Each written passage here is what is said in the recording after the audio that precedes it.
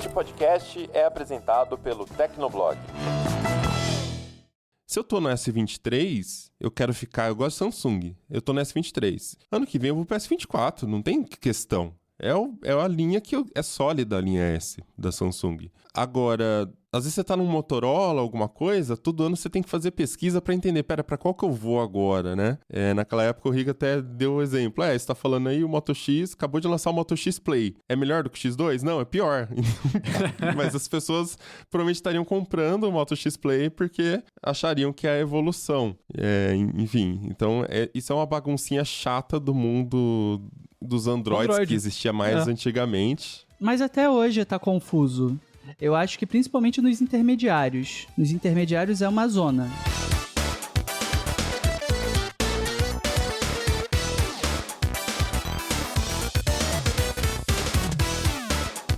Olá, ouvinte! Seja bem-vindo! Está começando mais um episódio do Tecnocast. Eu sou o Thiago Mobilon. Eu sou Josué de Oliveira. Eu sou Catarina Bandeira. E eu sou Tássio Veloso. A cada quantos anos você troca de celular? Uma das principais reclamações dos usuários de Android é que a falta de atualizações do sistema deixa os aparelhos ultrapassados, o que obriga eles a trocar de smartphone com uma frequência maior do que seria necessário. No episódio de hoje, a gente revisita o tema da fragmentação do Android e discute a política de atualização das fabricantes. Mas antes, não esquece de dar 5 estrelinhas pro Tecnocast no Spotify e Apple Podcast, segue a gente na sua plataforma favorita e aguenta aí, que a gente já começa.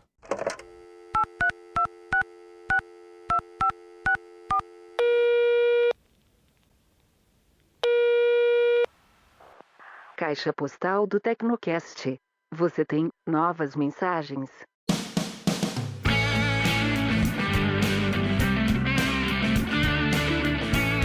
Caixa postal do Tecnocast, se você não quiser acompanhar com a gente, pode pular o episódio para 12 minutos e 39 segundos. Josué, bora lá, qual que é a primeira mensagem aí? A primeira mensagem que a gente vai ler é a do Robson Freitas, ele mandou pra gente no Telegram. E ele falou tanto sobre o episódio de e-mails quanto o episódio da semana passada que a gente falou sobre Nubank e outros assuntos. Eu vou começar lendo aqui uma anedota que ele conta que é bem engraçada. Quanto a nome de e-mail, não tive nenhum muito fora do comum. Exceto pelos números inexplicáveis, aquilo que eu falei, né? A gente colocava vários números nada a ver pra diferenciar ali o nome do e-mail. Mas tinha uma colega de trabalho que passou por uma situação inusitada. Passamos por uma seleção juntos, onde ela foi contratada e eu promovido. Porém, na hora que a funcionária do RH pediu os e-mails do pessoal, no início ela ficou relutante em dar. Depois de muito insistir, ela falou. Era micoma@yahoo.com.br. Ele continua aqui. Ela levou um bom tempo explicando que eram as iniciais do nome dela, mas não teve como não cair na gargalhada. Assim, eu tô... Como? É péssimo, porque é M-I-C-O-M-A, não é nem me como, enfim. É Mi. Mi, exatamente. Então já era uma situação bem péssima, assim. Pode ser Michele Comini Marques, por exemplo. Algo assim, Meu Deus, Não, como é que a pessoa não pensou na hora de fazer e-mail, gente? Cadê o departamento de vai dar merda? Eu fico imaginando isso. Qual que é o seu e-mail? A gente pode não falar sobre isso, assim, sussurrando no ouvido da pessoa, tá ligado? É que nem quando coloca a senha do Wi-Fi, não tem senha, né? Qual é a senha do Wi-Fi? Não tem senha. Como assim? Tá pedindo senha. Não tem senha, caraca. Fica preso nisso. Então essa foi a anedota dele sobre e-mail. Mais uma pra nossa lista aqui de e-mails engraçados. Esse ganhou, viu? Esse foi o melhor de todos. Esse ganhou de todo mundo, cara. Pelo amor de Deus. Seguindo aqui. Quanto ao último episódio sobre o Nubank e essa notícia de virar uma operadora de celular, acredito que morda um pedaço interessante no mercado, principalmente se tiver realmente benefícios atrelados à conta. Há mais de um ano tem um chip da Fluke, que é mais um backup para quando o meu principal, que é Vivo, tem algum problema. Por mais que ele use a rede da Vivo, tem momentos que o sinal da Fluke está melhor que o chip da própria operadora principal. Não sei se isso tem lógica. Gosto da Fluke, pelo fato dos planos de dados serem relativamente baratos, cumulativos, e o atendimento via chat é rápido e em todas as vezes que precisei resolver algo, foi rápido. Exemplo foi quando perdi meu celular, que na Vivo tive que ir até uma loja para recuperar o meu número Enquanto o Fluke, pelo chat, resolvi tudo e o novo chip chegou em menos de uma semana em minha casa. Isso aqui acho que dialoga com um ponto que a gente falou no episódio, que é um diferencial que as MVNOs podem ter, que é justamente esse pós-venda, né? Não simplesmente nos pacotes em si, mas o que acontece quando você tem um problema? Quem vai te atender? Vai ser rápido? O serviço vai ser bom? Então, se o Nubank conseguir implementar isso, pegando aí o exemplo do que o Robson falou, eles têm uma coisa grande nas mãos. Ah, tem. Eu acho que a gente só não tá acostumado com a ideia de uma MVNO sendo uma grande operadora, porque realmente não tem ainda, não existe nenhuma única que seja. É que assim, se a gente pegar o agregado da Surf Telecom, provavelmente já é relevante, mas é uma empresa B2C, né? Ela presta o serviço, faz os white labels para outras empresas, que é o que eu acho que é mais provável que aconteça para a maioria dos casos, mas com uma marca do tamanho do Nubank, se oferecer essa facilidade no aplicativo. Pô, imagina você tá no aplicativo. Aí você compra um plano agora aqui, pega um iPhone, eu preciso de um plano alternativo aqui, e compro o Nubank. Aí, sei lá, a parada é pré-pago, vai direto no meu cartão do Nubank, eu não preciso ficar recarregando. Enfim, posso colocar um limite lá, sei lá. Uso o eSIM, cliquei um toque ali, ele já vai fazer tudo isso pra mim. Já libera minha conta, tá aqui seu número, já tá configurado no seu eSIM. Gostaria de trocar a linha principal pro eSIM? Sim, pronto, tá funcionando. Cara, é muito fácil. Por que eu vou me preocupar em entrar pra ver os planos da operadora no site? Que nem a gente falou, né? Tem sempre uma pegadinha, tem sempre um combo, alguma coisa que você tem que fazer. Enfim, eu acho que a margem pode não ser a melhor do mundo pro Nubank, mas eu acho que eles têm um potencial grande, sim, pela facilidade e pelo poder da marca. E eu fico pensando também se eles vão ter outros serviços que vêm como um combo, porque hoje em dia, quando você contrata um pacote de celular, além da internet, enfim, as demais coisas ligadas a isso, geralmente, tipo, você ganha, sei lá, Esquilo, por exemplo, que é um aplicativo para leitura. Você ganha lá dependendo do seu pacote da Vivo, por exemplo, você ganha uma assinatura do Esquilo, você pode ler e-book, ou audiolivro. Tem alguns outros serviços que são ligados às operadoras que vão ser ali, tipo, mais motivos para você achar esse pacote legal. E ficam perguntando o que o Nubank pode oferecer também nesse sentido. É porque esses benefícios não costumam ser muito conhecidos até nas operadoras principais, assim. Mas talvez o Nubank, como é uma parada mais cool, assim, talvez eles consigam fechar parcerias que sejam mais interessantes. Fiquei pensando nisso também. Não, eles podem criar algum plano que ofereça. Não acho que vai acontecer, né? Mas, por exemplo, seguro de celular embutido no plano da assinatura ali. Ultravioleta embutido em um plano de celular, né? Então, enfim, eles têm produtos para oferecer e têm parcerias também para fechar, né? É que eu acho que o Esquilo, assim, pouquíssima gente, como você mesmo falou, pouquíssima gente sabe que existe, mas também acho que é porque pouquíssima gente usaria. Audiolivro é uma coisa bem nichada, né? Acho que não é todo mundo que, vou assinar esse aqui porque tem o Esquilo. Precisaria ser uma coisa maior alcance, assim. O próximo é rapidinho aqui, do Jean F. Ele fez um comentário lá no WhatsApp, só um esclarecimento. Ele disse que no episódio 332, o Telegram tem sim outros clientes. Eu uso o Telegram X para o iOS no Galaxy Watch. Não sei se foi exatamente nesse sentido que a gente disse, porque daí é um cliente para um dispositivo de notificação. Mas tá, legal, bom saber. É porque a gente tava falando de clientes alternativos... Clientes oficiais do WhatsApp e tal, pro próprio sistema operacional, né? Tipo, tô no Windows aqui, não preciso usar o Telegram, eu uso X, outro cliente ali, com suporte oficial. E seguindo, o próximo do Igor Albuquerque, ele comentou também no WhatsApp e diz o seguinte: sobre o último Tecnocast, o Beeper, pra mim, ajudou muito, mas não na função principal dele. Deu risada aqui, KK. Eu uso o iPad como computador móvel, e como o iPad... olha as ideias. Como o iPad não tem WhatsApp, o Beeper tá surpreendentemente muito bom, melhor do que o WhatsApp Web, que fica caindo direto e recarregando, o que não fica nada usual. Não é o propósito final, mas tá ajudando muito o uso no iPad. Valeu, galera, acompanho sempre vocês, gosto muito, abraço, valeu, Igor, pela dica. Sinto muita falta do WhatsApp no iPad, vou instalar o Beeper no iPad pra testar. Aí, olha esse ponto também que ele traz, tipo, tá melhor que o WhatsApp Web. Então, tipo, um aplicativo que funciona, pelo que a gente sabe, na base de gambiarras, de alguma maneira é isso, tá oferecendo, pelo menos na opinião dele, uma experiência melhor do que a versão web oficial do WhatsApp. Então, talvez, os caras do Beeper falam muito isso, de oferecer uma experiência de chat definitiva, né? Obviamente que tem muito de papo de querer vender a coisa aí, mas, assim, se eles estão oferecendo uma experiência boa, a ponto de dos oficiais não parecerem tão legais assim, eles têm uma coisa interessante nas mãos. Então é algo pra ficar atento, sim. Pra mim, um dos principais pontos negativos do iPad é não ter o WhatsApp, porque é o mensageiro oficial do Brasil. Sei lá, às vezes eu tô na cama, quero ficar ali só com o iPad, lendo alguma coisa e tal, e deixo o celular longe. E aí, cara, fico completamente desconectado. As pessoas estão mandando mensagem no WhatsApp, eu não tô vendo. E, cara, podia ter. Eu sempre fico pensando, e aí, Meta? Faz tempo que tá falando que vai sair, né? E não sai. Aí tem que comprar esses aplicativos que usam WhatsApp Web, uma porcaria. Enfim, uma boa dica, Igor. Eu realmente tava precisando disso. E pra encerrar aqui, temos o comentário do Luiz Eduardo na comunidade. Ele diz o seguinte: pode ser bem estranho, mas esse app de chat, com vários chats, no caso o Beeper, me resolveu um problema bem específico. Há um tempo venho procurando maneiras de diminuir o uso do celular. Principalmente porque o maior tempo de tela vem de aplicativos de vídeo, tipo YouTube, TikTok e Instagram. Como sou heavy user, da mesma forma que sei configurar o tempo de tela, sei desativá-lo com certa facilidade. É o problema. Sim. Não, você pode colocar um limite. Sim, eu também posso tirar esse limite. É basicamente o que ele tá dizendo. Então cheguei ao ponto de configurar o controle parental para ajustar meu uso do celular. Porém, o Instagram sempre foi um ponto fora da curva, visto que uso com frequência as DMs, por mais que o uso de Reels acaba me consumindo muito mais tempo do que as DMs em si. Com isso, imediatamente dei uma chance pro app do Beeper, pois me evita precisar ter o Instagram instalado. E mesmo assim permite me comunicar. Depois de um tempo volto para dizer se o uso desse app deu certo. Então mais um uso aqui do Beeper para ajudar pessoas que não conseguem se ver livre do celular.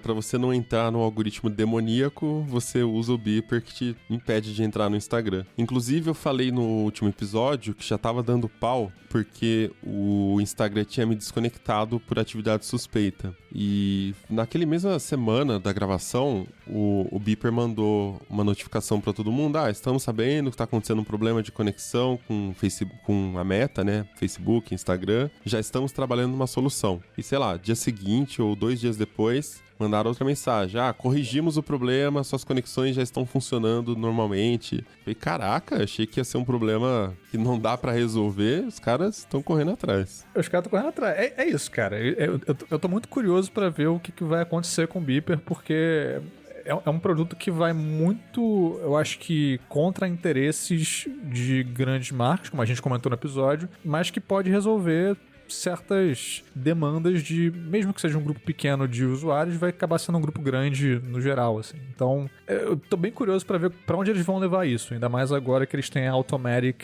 dando a chancela, dizendo, não, eu acredito nisso daqui, isso aqui é um produto, isso aqui é um direito das pessoas. O próprio dono da Automatic dizia isso. Então, não sei, deve ter mais briga aí pela frente e vai ser divertido conferir. É isso. Vamos acompanhar comentários lidos. Bora pra pauta? Partiu.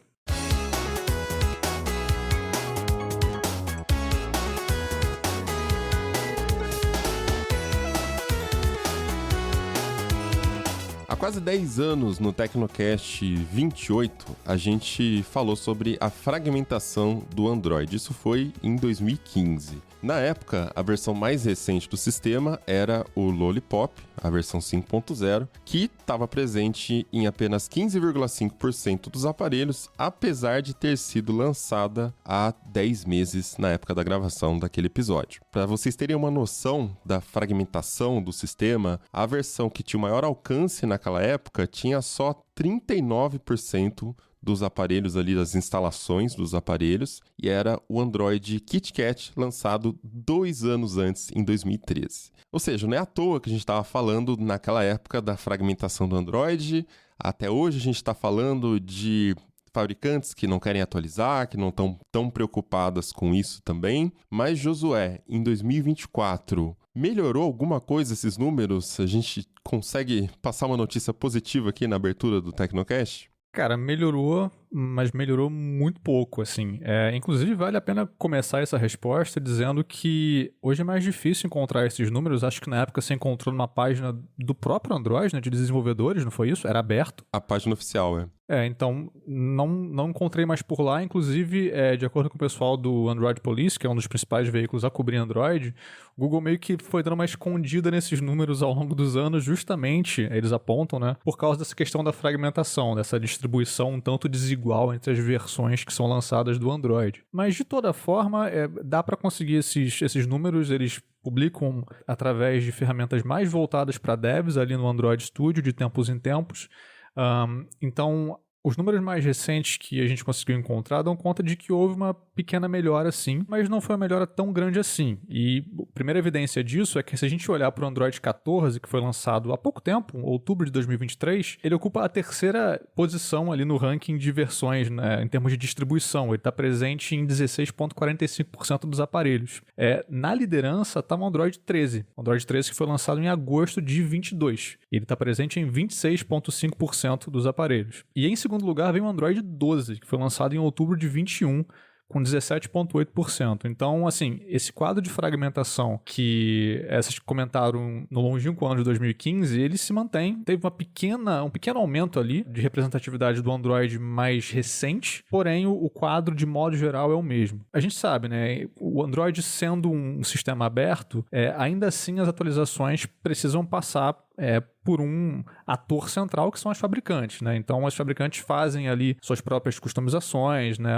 Não chega do Google para as fabricantes e elas mandam tudo de uma vez para os aparelhos. Então, por conta desse caminho que tem que passar pela fabricante, né? É por isso que tem esse gargalo. E, recentemente, o Thay esteve no México e pôde conversar com uma das principais fabricantes, né, de celulares Android, que foi a Motorola. E lá você pôde fazer algumas perguntas para ele justamente por causa disso, né? A galera costuma cair um pouco em cima da Motorola por causa dessa questão das atualizações, que está dentro aí desse contexto de fragmentação. Então, o que eles puderam te passar sobre isso, Taz? É sempre um ponto polêmico. Quando a gente dá alguma notícia sobre Motorola, logo surgem as pessoas na comunidade do TB falando que não está claro qual é a política de atualização, que eles não atualizam nunca, e por aí vai. Então eu estava lá no México para o lançamento da linha Edge 50 e tomei um café com Thomas Milner, que é um dos gerentes de produto de marketing globais, né? Um executivo global. E perguntei sobre isso. E primeiro de tudo,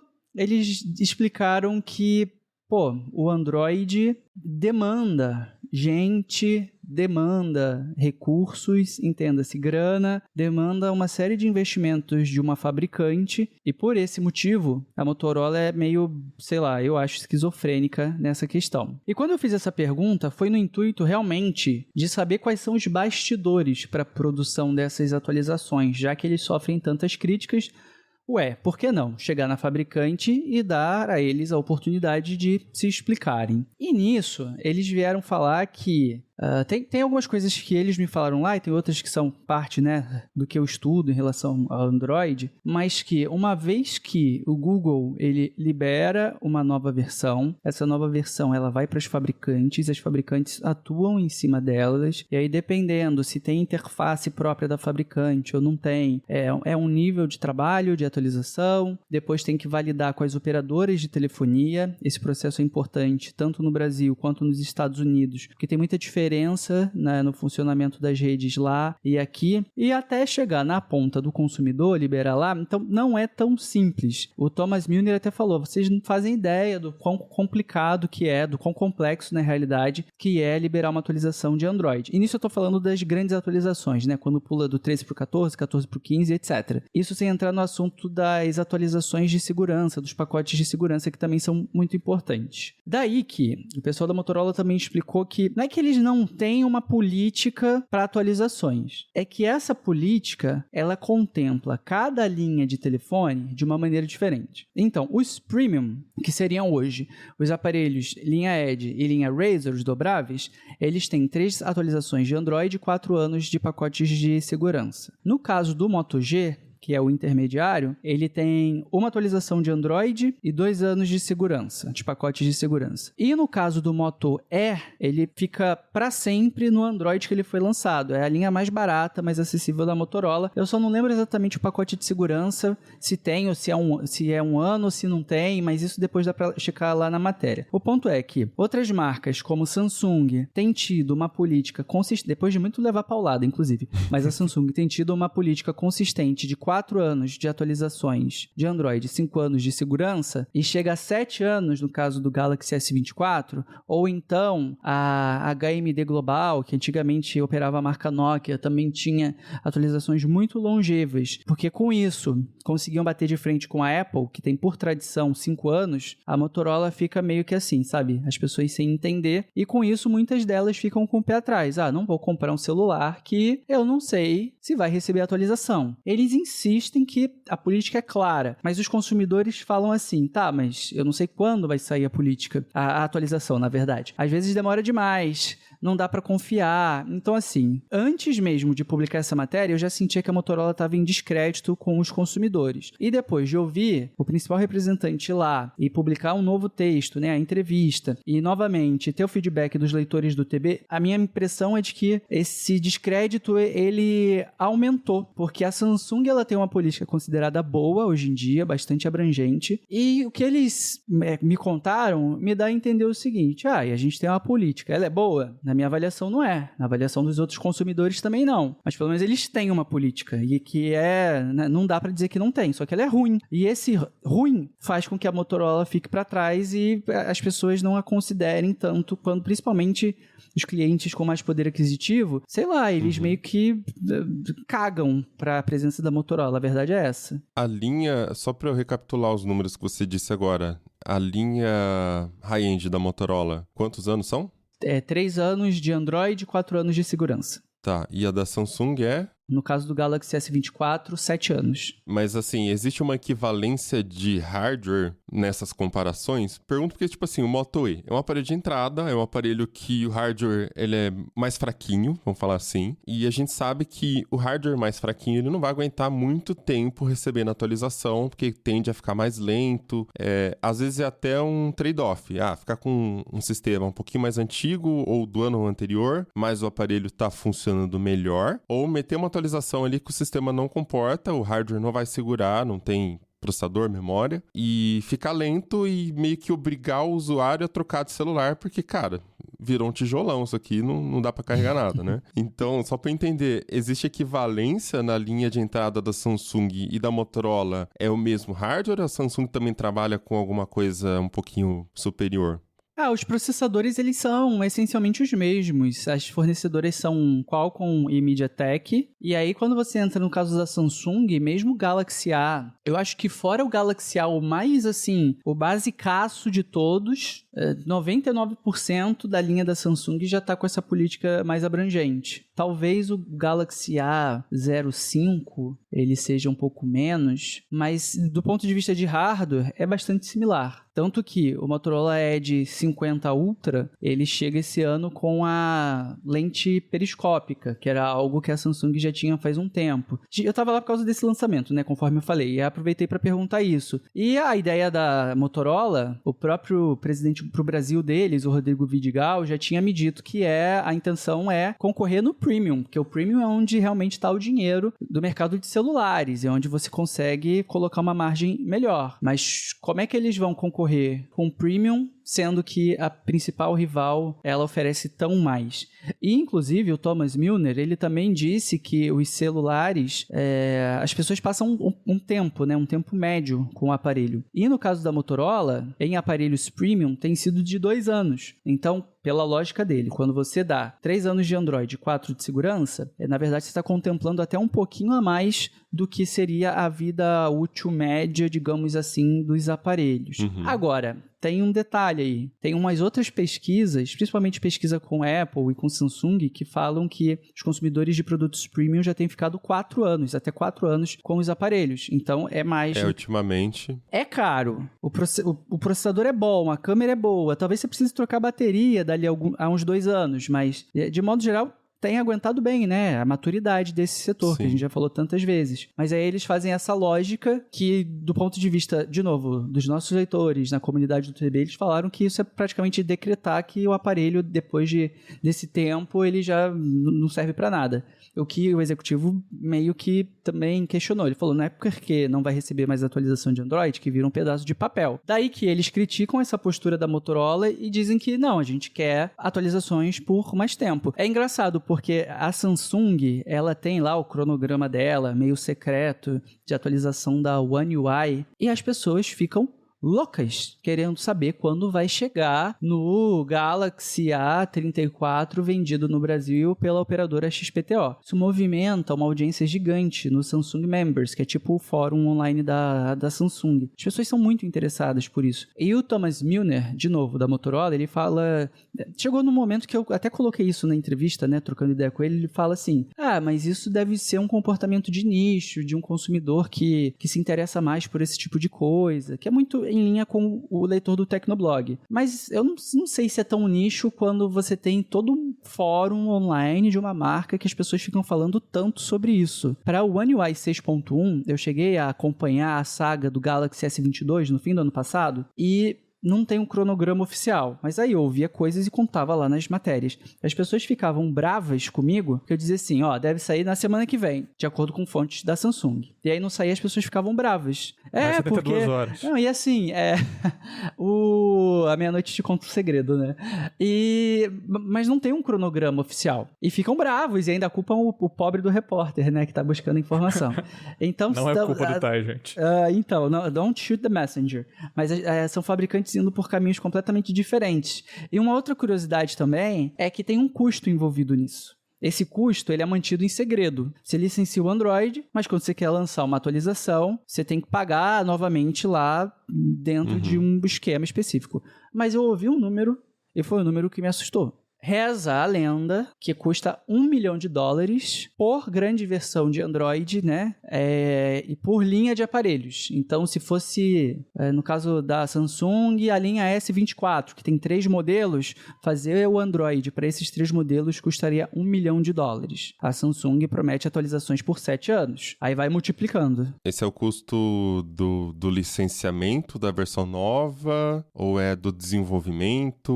O que seria esse custo, você sabe? É o custo de repasse para o Google mais a operação de lançar essa atualização. Então, fazer a parte de software, fazer teste, tem lá a questão de homologação. Mas aí, se você considera todas as linhas lançadas no ano de uma fabricante, eu acho que é uma postura que, assim, poucas conseguem. É um gasto recorrente para a empresa, para uma coisa que ela ganhou uma vez só. Uma receita fixa. Então, o usuário vai lá, compra um Galaxy. E você tem 7 anos de atualizações, eu só paguei por um Galaxy. E por 7 anos a empresa está se comprometendo a dar aquela atualização. Mas eu já comprei outro Galaxy, nem estou usando mais. Sim, provavelmente você pegou o seu S24 e deu para alguém, vendeu no Mercado Livre, né? Alguém vai estar recebendo essa atualização também. Então, a empresa está mantendo a atualização até para quem não deu uma receita direta para ela. A não ser que essa pessoa nova esteja pelo menos assinando algum serviço de cloud da Samsung, alguma coisa para dar uma receita ali para a empresa. Então, querendo ou não, não é tão simples de fato quanto saiu aqui, libera aí no servidor para a gente baixar e instalar. Né? Não é tão simples assim. Pelo menos não no mundo do Android. No mundo da Apple é diferente. Até tem um número atualizado aqui no site de developer da Apple. O iOS 17 foi lançado há 7 meses, mais ou menos, setembro, né? Ele tá em 66% de todos os dispositivos da Apple que ainda estão vivos e operantes. E até baixo, né, em relação ao que a gente já viu no passado. As pessoas atualizavam com uma frequência mais alta. Mas a hora que você compara com o Android... É uma frequência, é um número muito alto. Claro que aqui a gente está falando também de velocidade, não apenas de compatibilidade, de o fabricante disponibilizar, né, no caso da Apple aqui. Mas é velocidade de adoção. Mas a gente percebe que o ecossistema da Apple, por ter esse formato fechado de ser uma empresa que faz uma versão e essa versão vai para todos os dispositivos. Ela tem essa capacidade de distribuir o sistema mais rápido do que acontece com o Android, que tem que ir para todos os fabricantes.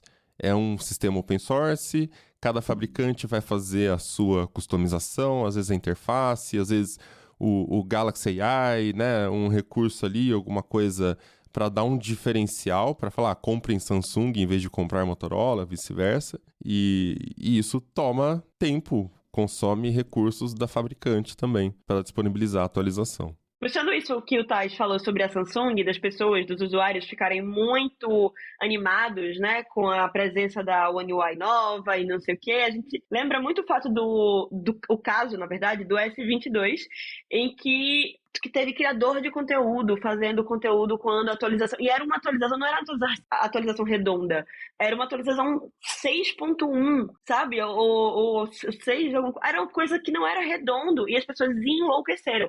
Fizeram conteúdos, fizeram memes, fizeram tudo assim. E aí as pessoas, alguns executivos acabam nessa pira de que o usuário não está interessado, que o usuário não sabe o que é a atualização de Android, e aí ele não conta com isso, mas aí quando você vai ver a polêmica que se gera em relação a uma atualização que nem era redonda, a movimentação de meme, de tudo, você vê que tem alguma coisa errada aí. Algo errado não está certo, né?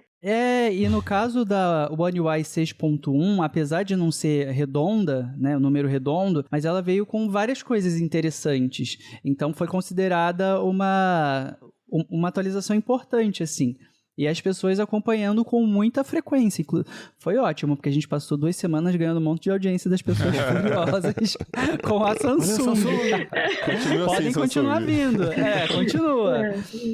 Mas aí, do outro lado, quando a gente volta pro tema de Motorola, é bizarro, porque nessa semana foi anunciado o Moto G04S, que é um aparelho bem basicão, conforme o nome já sugere, um intermediário básico. Assim, nas nossas redes sociais, lá no @tecnoblog, os nossos seguidores já falando, não compraria, não confio na Motorola, não acho que eles vão cumprir com a promessa que eles fazem. E a Motorola é a número 2 em celulares no Brasil, em número de aparelhos vendidos. Talvez não em receita, mas em número de aparelhos. E, volto a dizer, um descrédito total. Isso... eu acho que abre margem para a gente conversar um pouco também sobre as expectativas, né?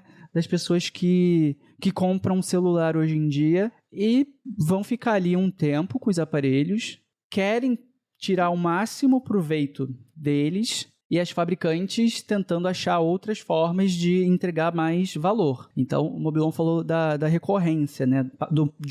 De uma receita recorrente, que é algo que eu já levei para executivos também, já perguntei sobre isso. E no caso de Samsung, reza a lenda que em algum momento o Galaxy AI pode ser pago. Estou colocando aqui em muitas condicionais porque a gente não tem isso confirmado, mas inicialmente eles prometeram 2 anos de serviço, digamos assim. ChatGPT, as versões boas de ChatGPT, Gemini, Copilot, é tudo paga, né? Não custa lembrar. A Motorola, ela ainda não tem nada com essa carinha, mas ela já está começando a apresentar a marca Moto AI como uma suíte de produtividade, uma suíte de aplicativos com inteligência artificial generativa. Tanto que o Edge 50 tem algumas coisinhas de câmera e tal. Não chega a ser, né, o escarcéu que a Samsung está fazendo ao divulgar o Galaxy AI, mas está ali presente. Vão cobrar no futuro? A gente não sabe. Então, talvez daí venha também essa recorrência. E para isso você tem que ter o sistema que seja atualizado por mais tempo, porque isso está chegando via atualização de sistema e via atualização de interface.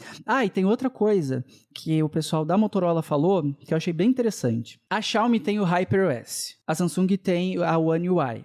A Honor tem o deles também, que eu esqueci agora o nome. Vários fabricantes têm as suas interfaces e vão embutindo coisa nelas. Nessas interfaces. Durante algum tempo, existiu o mito de que o Android da Motorola era um Android puro, que é o Android lá, estoque, né, que vem diretamente do Google, e teve um tempo que a Motorola pertenceu ao Google, etc e tal. Só que não é bem assim. É algo que o pessoal da Asus, por exemplo, batia muito nessa tecla, dizendo, não é puro. Eles ficavam bravos com a maneira como a Motorola colocava. E o executivo deles, da Motorola, me disse nessa conversa que eles não dependem tanto de atualização de Android, porque vários recursos dá para liberar para os consumidores via Google Play Services. via Google Play Store por meio do aplicativo que ele disse que é o aplicativo Moto App ou Motorola App, não lembro exatamente o nome. Mas esse é um ponto interessante. Então, atualizações de câmera para fazer algumas coisinhas mais simples. E vira e mexe, a Motorola ela dá uma repaginada no app de câmera deles. Isso daria para vir por meio do lado desse software específico deles. A Motorola tem a Moto UX. Então, a carinha do Android da Motorola, hoje em dia, é uma carinha própria da Motorola. Não é mais aquilo de similar ao que seria o Google Pixel em termos de pureza de Android. Se der que dá para falar disso. Então... tem mais esse fator. É porque o Play Services, ele é uma API. Então, por essa API, tem várias coisas que você pode fazer no Android sem precisar atualizar o sistema inteiro. Isso diferencia de como funciona na Apple, que para ter um update em um aplicativo, ela tem que lançar um update no iOS inteiro. Pelo Android, você não precisa fazer isso. Então, a Motorola... antigamente já fazia essa parte modular de aplicativos pela Play Store, então o aplicativo de câmera está na Play Store da Motorola, ele atualiza e você consegue ter a versão mais nova ali sem precisar atualizar o seu Android, e através dessa API de dentro do Android você tem acesso a recursos do sistema, a coisas do sistema que não teria no iOS, por exemplo, né? Não teria como fazer. É porque a Apple também libera algumas coisas via atualização Delta, não? Sim, então, mas eu digo, é mais fácil no Android nesse ponto, mas ele foi projetado, como vai ser essa coisa fragmentada, descentralizada, open source, eles precisavam de um jeito para permitir que o aparelho não ficasse completamente desatualizado, né? Tivesse como fazer algumas coisas ali. Então, acho que é isso que o executivo está se referindo, né? Certas coisas não precisaria. E fazendo um contraponto com a Apple, eu lembrei aqui também dessa situação de 5G SA no Brasil, que a gente ficou um tempão esperando eles liberarem o suporte ao 5G SA. Depende de, sei lá, se é o firmware do modem, do celular, alguma coisa assim. Mas foi necessário esperar um iOS 15 ou 16 ponto qualquer coisa para chegar a essa atualização e essa compatibilidade. E se fosse no Android, talvez as operadoras conseguissem mandar isso, inclusive com o OTA, o Over the Air. E aí atualiza de um jeito muito assim, invisível. Às vezes atualiza e a gente nem percebe que a atualização chegou. Então, eu tento observar que cada modelo tem seus prós e seus contras. Mas quando a gente volta para o assunto talvez principal, que é da longevidade dos aparelhos, deles custarem mais caro hoje em dia, né? O smartphone premium, o preço está pela hora da morte. Pela hora da morte. Tá no bico do corvo.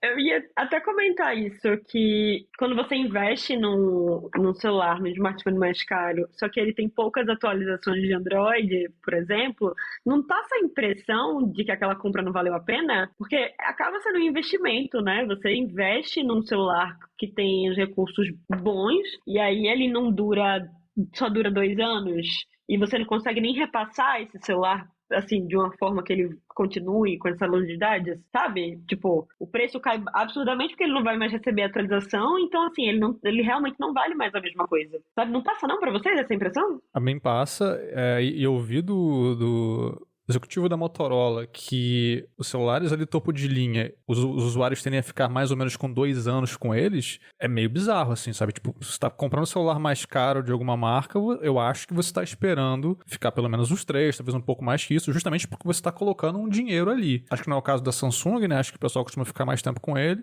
mas me surpreendeu bastante essa fala do pessoal da Motorola. É que talvez isso aí não seja nenhuma virtude, seja um problema. As pessoas estão abandonando os aparelhos depois de 2 anos. Também. Porque, sei lá, tá dando pau, não tá recebendo atualização, cansaram. Qualquer que seja o motivo disso, esse aqui é o ponto. Assim, você tá falando do modelo mais caro da marca, saca? Tipo, não é razoável, sob nenhuma hipótese, que 2 anos seja ali o tempo. Não, nossos usuários ficam mais ou menos 2 anos. O que você tá fazendo a respeito disso, cara? Eu não acho que foi uma opinião. Eu acho que foi apenas, tipo, essa é a média, é assim que acontece. Agora, beleza. A discussão é realmente válida, né? Mas por quê que isso está acontecendo, né? Existe um um padrão porque as pessoas querem um aparelho mais novo ou é porque o aparelho já não tá bom, de fato, depois de 2 anos? Por mim, a gente já abre até a caixa postal perguntando pras pessoas se você tem celular Motorola, diz aí quanto tempo você passou com ele e se você o abandonou, por que motivo. Diga qualquer celular que você tem, quanto tempo que você fica com ele em média, pra gente fazer o Data Tecnocast aqui, vamos ver. Eu ia dizer exatamente isso, é bom, testa qualquer celular aí, porque a Realme mesmo, por exemplo, eu testei recentemente o Realme 12 Pro Plus, né, que vai sair o videozinho ainda no Tecnoblog. Mas enfim, eu testei e ele é um intermediário premium. Ele é muito bom. Assim, me surpreendeu. Eu realmente não estava esperando a qualidade do aparelho. Mas ele só dão 2 anos de atualização. E é um celular que foi lançado ano passado. Então, assim, no fundo, se comprar agora, é o que? Só mais 1 ano. Aí você me perguntar, comprarias? Então, não sei. Sabe? É essa coisa, vai valer a pena? Compraria se ele só vai receber a atualização de Android por mais 1 ano? Você vai gastar quase 3 mil reais no aparelho, que é ótimo, mas que depois... o celular hoje não serve só para ligar e para tirar foto, sabe? Como antigamente. A gente usa o celular para trabalhar, a gente usa o celular para gravar vídeo, para subir, para fazer conteúdo, para se divertir, para entretenimento, para diversas outras atividades que muitas vezes exigem aplicativos, exigem que ele tudo esteja atualizado para que as coisas funcionem. Porque muitos aplicativos, por exemplo, Instagram mesmo, se a gente for citar algum, eles vão lançando atualizações, né? E aí, se você não atualiza... Aplicativo de banco. Se você não tem a versão mais recente, ou uma das mais recentes, já era. Não consegue fazer Pix, nada. Aí você se lascou. Vai na agência. Que agência? Estão fechando todas as agências agora nesse país. Vai ter que ir no correio daqui a pouco, no serviço postal. Como maias e astecas.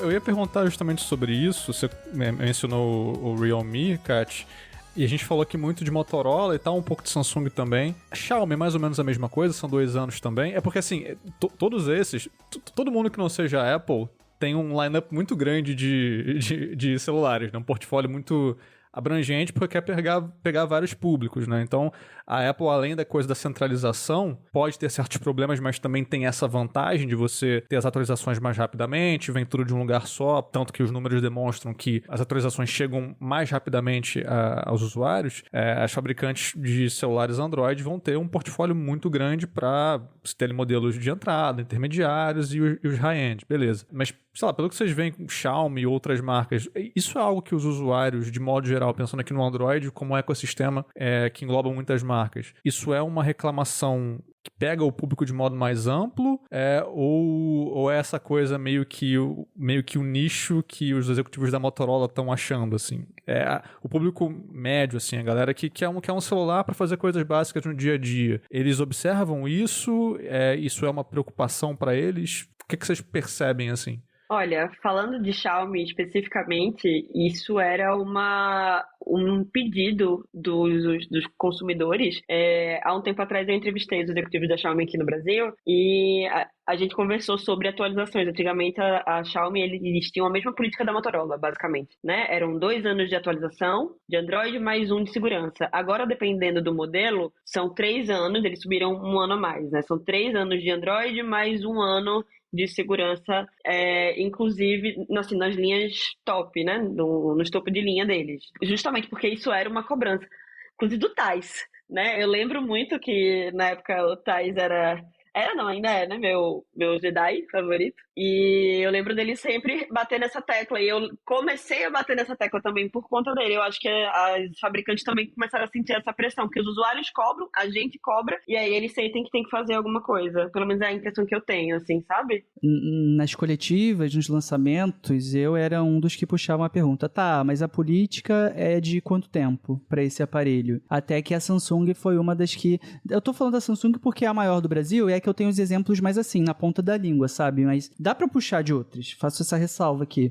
Aí a Samsung começou a colocar de forma mais clara, mais específica. E há uns 2, 3 anos, no lançamento da Motorola Nos Estados Unidos, estava o presidente do Brasil, da Motorola, que agora é global. Eu chamei ele no canto e falei, mas por que vocês não anunciam? E aí, eu não lembro exatamente qual foi a resposta, mas não cravou uma data. E agora tem a política. É curioso, né? Porque a discussão, ela vai avançando e nem sempre essas empresas, que são empresas de altíssima tecnologia, que têm processos muito velozes para um monte de coisa, são velozes o suficientes para entender a necessidade do consumidor. Então agora a gente já está numa discussão sobre políticas mais amplas e eles estão colocando, eles até estão oficializando as políticas, mas são políticas menos generosas do que concorrentes. E na época que a Nokia existia de fato aqui no Brasil, não era a zona que é hoje, eu lembro de conversar com pessoas lá da HMD, né, na Finlândia, né, se não me engano, e eles diziam que a meta da Nokia era ter os celulares mais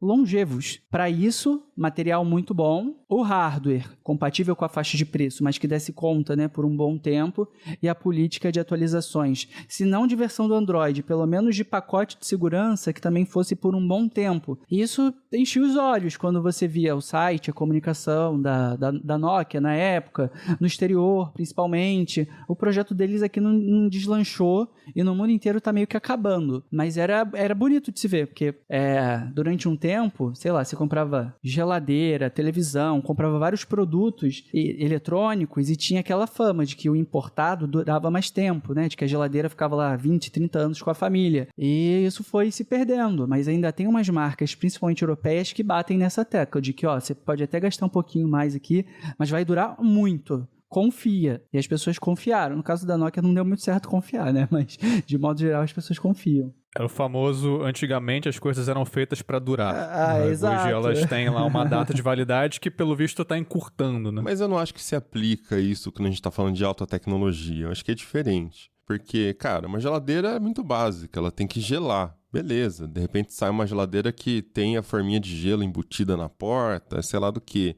Show de bola. Geladeira com IA, Mobilão. Geladeira com IA. Você perguntar pra geladeira. Pronto, preciso ter uma geladeira com IA. O meu Android da geladeira vai atualizar? Quantos anos? Então, imagina. Gente, meu sonho era ter uma geladeira de tweet. Se você pudesse tweetar na geladeira. Era meu sonho. Tá, achei que... Seu sonho era ter uma geladeira. Eu já falei, caraca, vamos dar a geladeira pra Catarina, coitado. Perdeu tudo, né? Gastou dinheiro com S24. Comprando celular aí. Tô me sentindo no programa do Luciano Huck agora, mas tudo bem.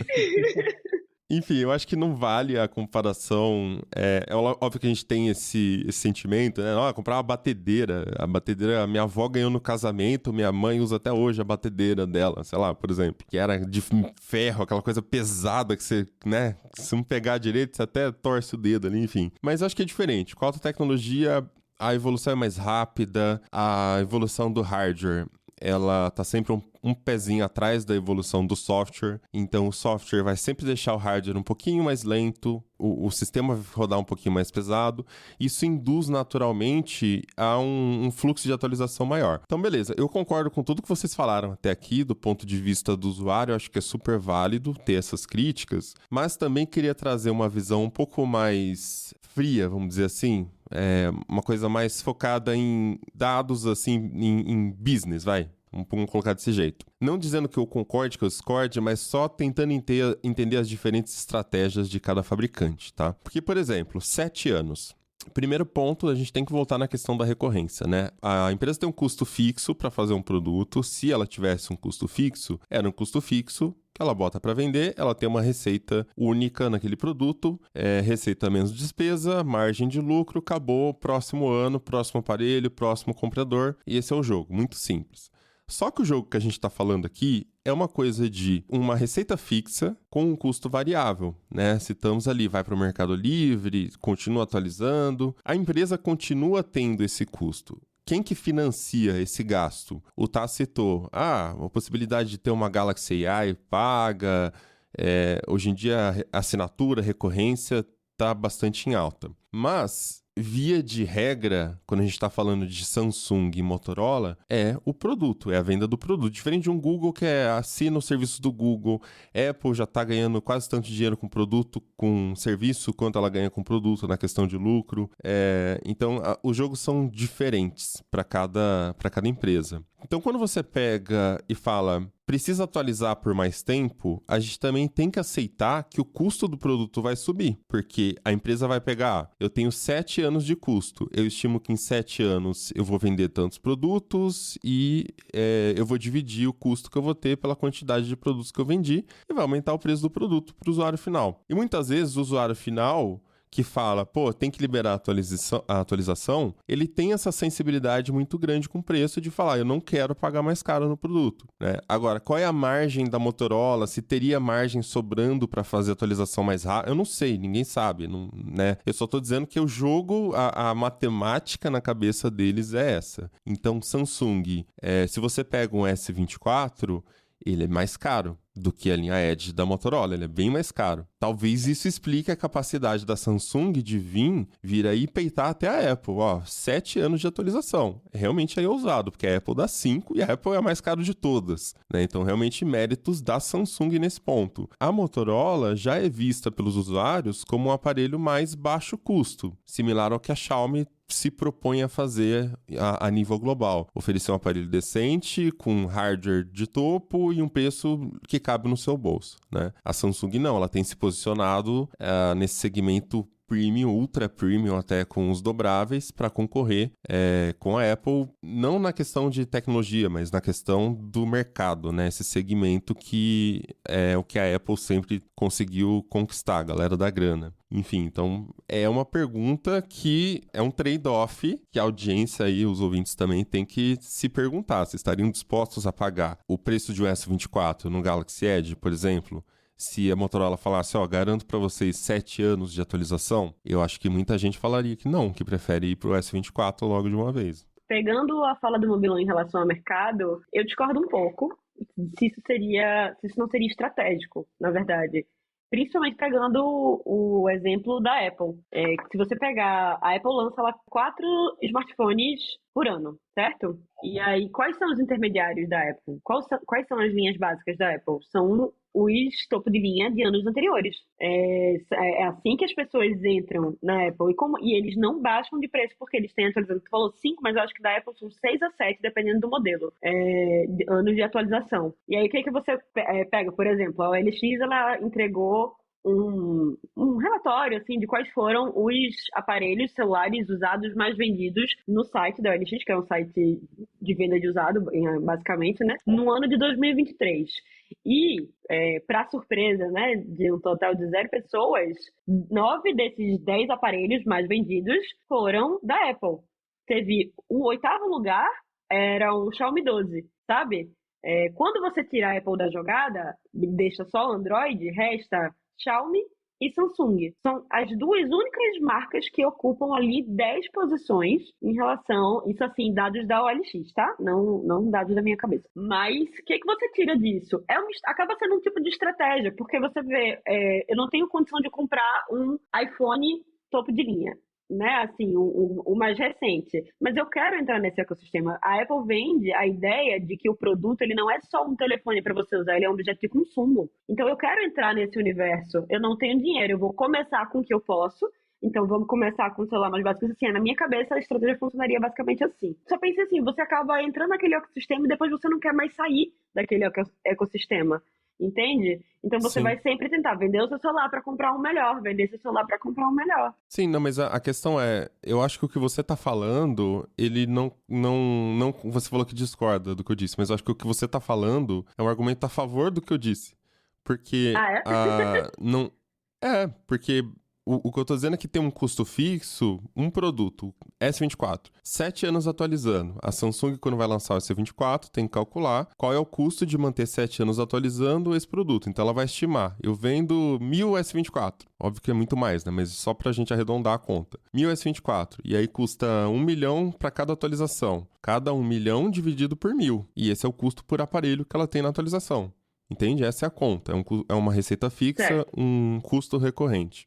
No caso da Apple, ela atualiza de 5, 7, sei lá, anos, dependendo do aparelho. Mas o aparelho que é topo de linha hoje, ele vira um intermediário premium no ano seguinte. Beleza, mas ela continua vendendo este aparelho. Então, a hora que ela vende, é uma receita fixa, custo recorrente da mesma forma. Porém, o custo recorrente da Apple é bem menor do que o custo recorrente das fabricantes, eu imagino. Não é bem menor, é porque ela tem que desenvolver o iOS inteiro, no caso. Mas, né, acho que é mais caro do que realmente só fazer uma homologação ali, etc. É que às vezes tem aquela coisa do retrabalho, né? Você pegou um sistema pronto, você tem que retrabalhar ele para daí homologar, às vezes é mais chato fazer do que simplesmente vamos continuar o desenvolvimento do sistema. Mas enfim, de qualquer forma, meu ponto é verdade essa situação que você comentou, mas não muda, ela não invalida o ponto que eu trouxe, entende? De que Entendi. se você quer uma atualização por mais tempo, a empresa tem que encontrar uma forma de, com aquela linha que vai receber 7 anos, são 7 anos de custos, aquela linha tem que gerar uma receita maior do que ela gera hoje. A Motorola, quando calcula, eu garanto 3 anos, 4 anos, é porque ela já está estimando a receita que ela vai ter, quanto que ela aguenta ficar segurando de custo para ainda ter lucro naquele aparelho. E a Samsung também. Esse é o ponto. E não é que a Motorola seja ruinzona, né? Talvez ela esteja fazendo o melhor que ela consegue fazer. Pode ser. E nesse ponto, a gente compara Motorola e Samsung, e assim, é muito nítido o quanto de dinheiro a Samsung tem em relação à Motorola. Então, por mais que no mercado brasileiro a Motorola tenha essa posição dominante, número 2, dominante não, quem domina é a Samsung, mas tá lá, né? Tá disputando. Uma presença muitíssimo relevante na América Latina também, em outros lugares não é necessariamente assim, e aí a situação já fica um pouco mais complicada, né? São empresas que dependem de resultados globais. Total. Ela é a prima pobre, né, bichinha? E é uma empresa que se posiciona como um aparelho mais barato. O diferencial da Motorola às vezes está nisso. A gente estava falando da Motorola, que antigamente chegou Moto X, Moto X2, com aquela política de o Android limpo, a atualização via Google Play Store para o aplicativo de câmera, enfim, várias coisas ali. Às vezes essa estratégia da Motorola foi até uma estratégia de redução de custo. 2 coelhos, uma cajadada só. Por quê? Você teria um custo muito menor para simplesmente vamos atualizar o aplicativo aqui de câmera e botar na Play Store. É muito mais barato, até em questão de mão de obra ali, do que você, tem que pegar o update do Google, refaz tudo ali para aplicar as nossas customizações e aí manda para homologação só para atualizar isso. É muito mais barato, né? Então, você vê que agora fica até muito claro, assim, né? A estratégia... por que existe essa diferença na estratégia das empresas está relacionado também à questão dos custos e o posicionamento de mercado. O que daí é para fazer em relação a isso é eles serem mais transparentes em chegar e falar, a gente não dá 7 anos de atualizações de Android, mas inclusive dentro do que o hardware é capaz de fazer, né? A gente vai liberar atualizações de câmera, de IA, do aplicativo de mensageria deles próprio. Na verdade, eles não têm, mas vocês entenderam onde eu quero chegar. Via atualizações laterais pela Google Play Store e pelo Google Play Services. Que aí, pelo menos, o potencial comprador, ele tem ali elementos suficientes para bater o martelo assim, vou ficar com a Motorola, sei que não vai ter Android depois do 18, mas eles ainda garantem que a câmera vai continuar boa, que, enfim, outras coisas vão continuar funcionando bem até chegar por mais 2 anos. E aí, o cliente decide. Agora... Isso de a Motorola ter o aparelho que é mais barato do que o da Samsung, a única coisa que me pega nesse raciocínio, seu, Mobilon, seu e deles, na verdade, você tá só repercutindo aqui, óbvio, mas a gente cobra menos e então tem menos benefícios. É que a própria Motorola, ela bate na tecla de que ela quer peitar as grandes do Premium, que são Apple e Samsung, mas sem entregar o mesmo nível de algumas coisas, inclusive essas. O discurso e a prática não batem, Ela né? vai ter que mudar alguma coisa.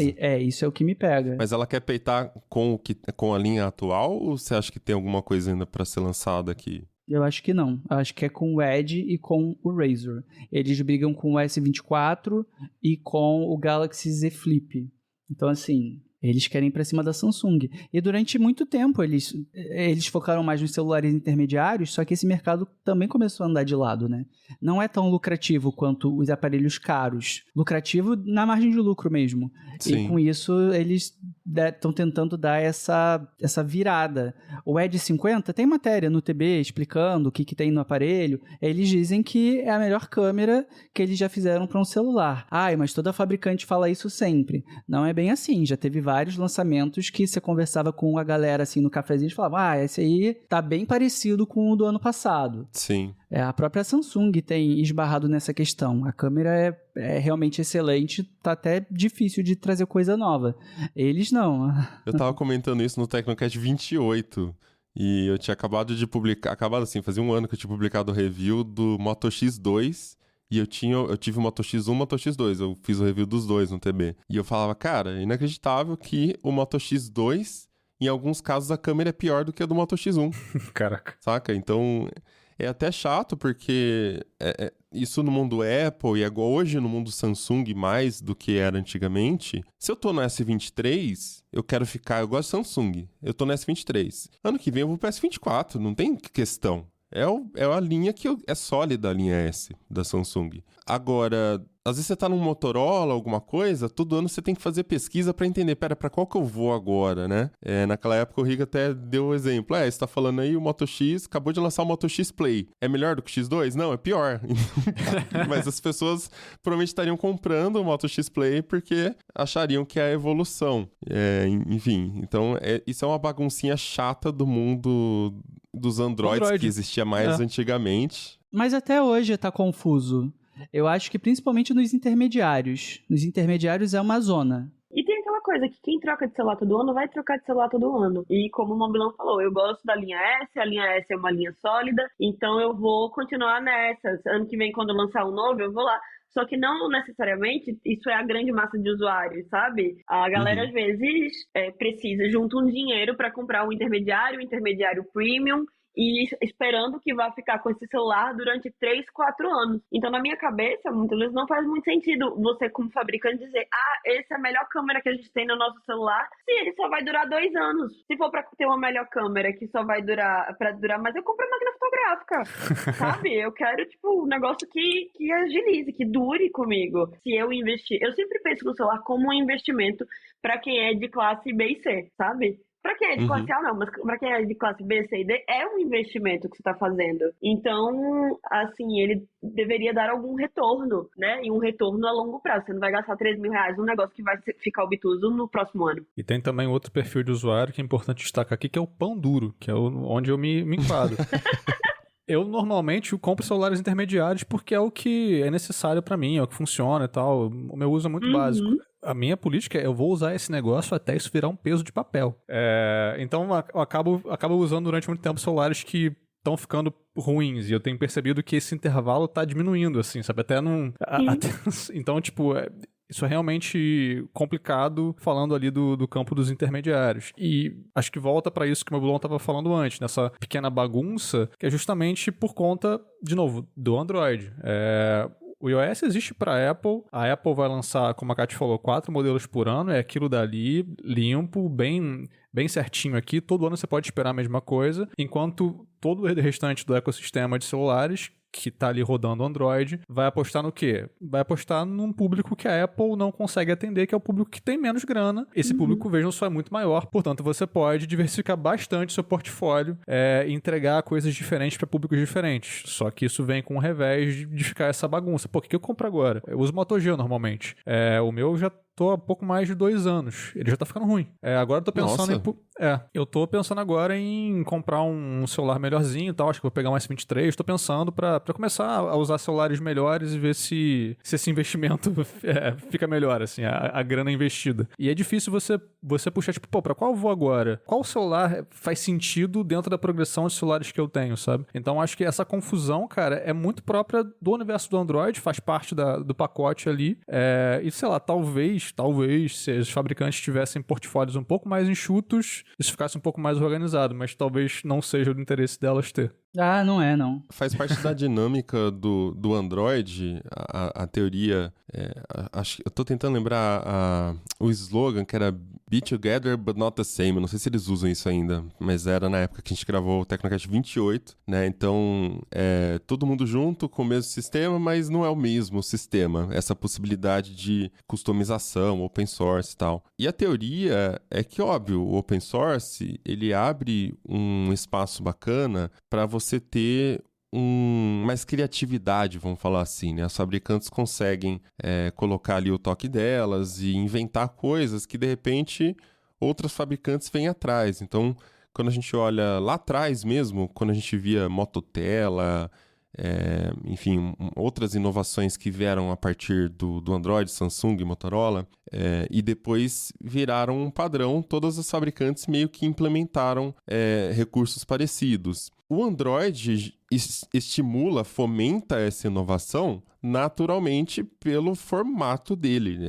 O formato que o Google... natureza dele. É a natureza do sistema open source. A Apple... Se a gente pensar na lógica do sistema, é só uma empresa desenvolvendo um sistema, não tem várias mãos ali naquele sistema. Só que a Apple deu o jeitinho dela, né? O que ela faz é pegar os aplicativos que estão bombando na App Store e aí integra no sistema e pronto, temos uma, aspas aqui, inovação. Óbvio que não é só isso, eu tô dando uma cutucada aqui, né? Mas... E agora vai ficar... eles vão ter um espaço maior ainda para observar as inovações, porque eles vão poder olhar para lojas de aplicativo paralelas. Então, pô, o que tá bombando naquela loja ali? Eles vão ter cada vez mais material para colocar inovações nos seus celulares. Mas isso é uma prática de todas as empresas, sabe? Sim. Não é que a Samsung não faça, ela faz também, a Motorola, né? Eles estão de olho até em launchers, o que a comunidade está lançando de launcher e as pessoas estão gostando, quem sabe a gente pode integrar no nosso sistema.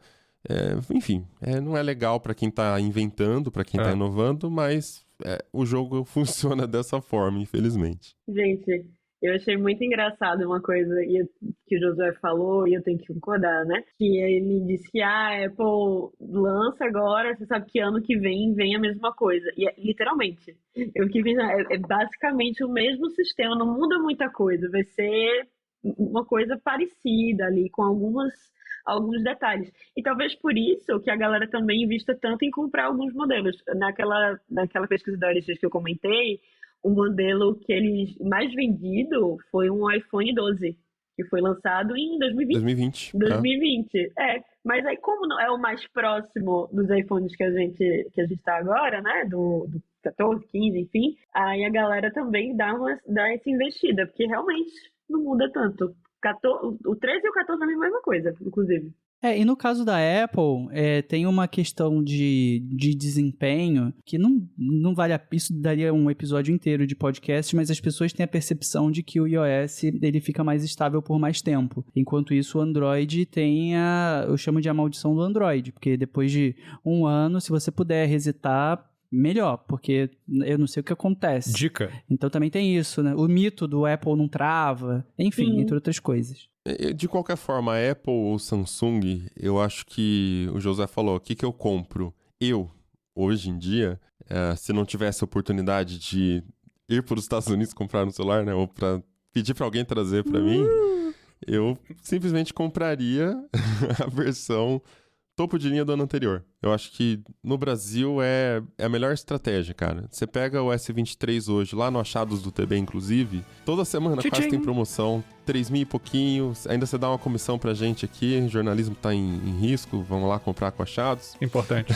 O Achados tem um canal agora no WhatsApp excelente, então se inscrevam, inclusive. Cliquem em tudo, comprem tudo, Tudo. E não devolvam Endividem-se. depois. Se comprar e devolver, não adianta. Todo esse episódio, na verdade, é só pra fazer propaganda pro chat. Façam um Mobicard, o cartão do Tecnoblog e do Mobilon. Eu tô segurando minha canequinha linda do Achados aqui, inclusive, pra fazer a propaganda. Se inscreva, pegue as promoções, os descontos, falem pra gente depois o que vocês acharam e tudo mais. Mas é isso, se você pensar, pegar um aparelho do ano passado, o topo de linha do ano passado, S23, cara, o hardware tá excelente, tá melhor do que muito aparelho intermediário de 2024. E saber que você tem uma garantia de atualização por 7 anos, eu acho que é um puta negócio, saca? Pra realidade brasileira, lógico. Uma vez, conversando com um analista, ele me falou que a galera espera sair o iPhone desse ano para correr atrás do iPhone do ano passado. Uhum. Não só do iPhone, o Galaxy também.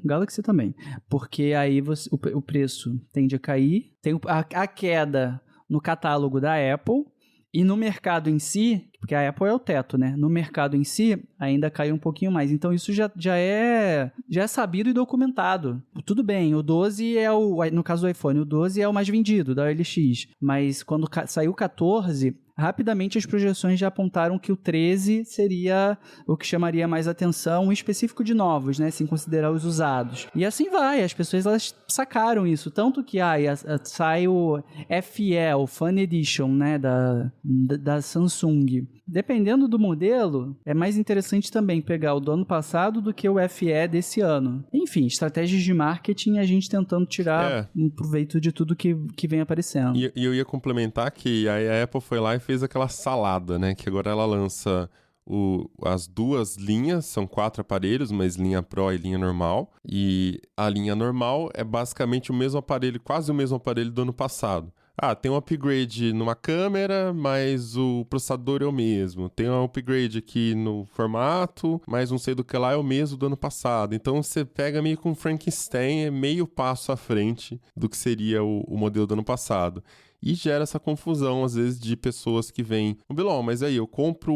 Qual que você acha que é melhor comprar? O iPhone 15 ou o iPhone 14? Pô, sei lá, são 4 versões aí, né? Porque você tem o iPhone 14 normal, que é o iPhone 13. Você tem o iPhone 14 Pro, que é a mesma coisa, basicamente, do iPhone 15 normal. E muda algumas coisas ali, né? E o iPhone 15 Pro, então qual que você tá falando, né? É até difícil de dar essa orientação pra quem é mais leigo, né? Não entende esses detalhes. Total. Fora que, assim, às vezes o Pro do ano passado vale mais que o tradicional desse ano, né?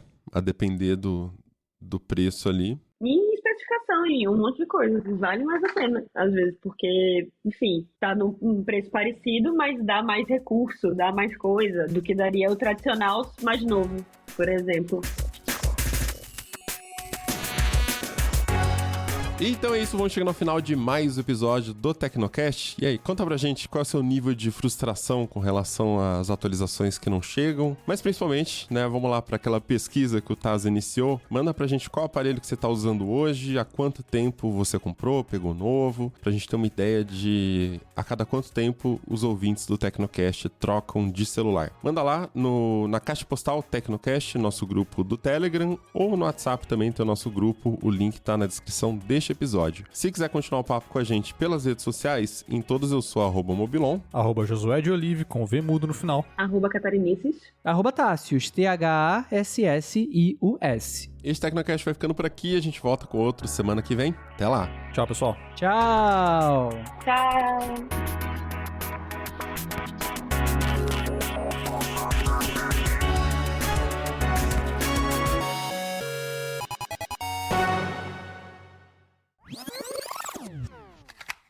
E este Tecnocast foi produzido pelo José de Oliveira, foi editado e sonorizado por Ariel Libório e a arte da capa é do Vitor Pada.